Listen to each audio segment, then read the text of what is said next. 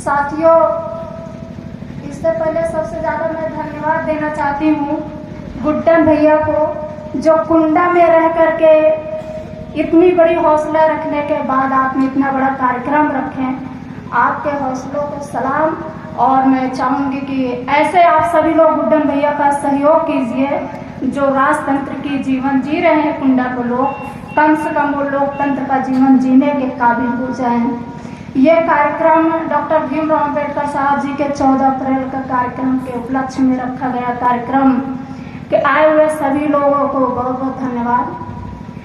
मौजूदा सरकार में जो चल रही है नीतियां, वो तो हम सभी लोग जान रहे हैं, जो बताने की जरूरत भी है और बताने की जरूरत भी नहीं है, लेकिन उससे ज्यादा जरूरत अब हमें अम्बेडकर साहब जी का जो कार्यक्रम हम लोग कर रहे हैं करना भी उचित है, और उसी के साथ साथ उनके विचारों को चलना सबसे बड़ी जरूरत है।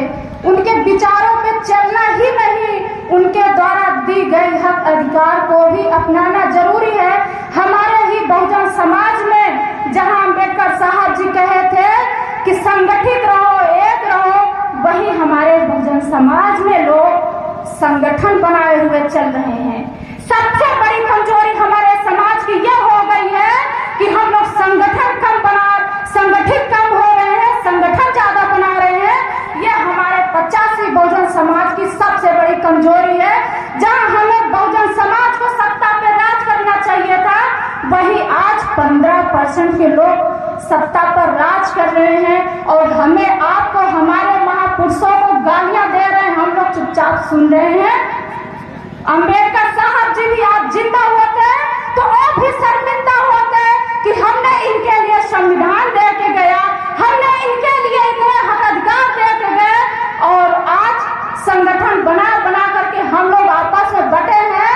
और ये जो फची ढोंगी बाबा बैठे हुए हो हमारे महापुरुषों को गालियां दे रहे हैं। जिन्हें पढ़ने की हिम्मत नहीं है वो हमारे बाबाओं को गालियां दे रहे हैं, जिससे उनकी रोजी रोटी चल रही है, जिसका इतिहास गवाह है कि कोई भी बहन बेटियां उस जमाने में पढ़ती लिख नहीं थी।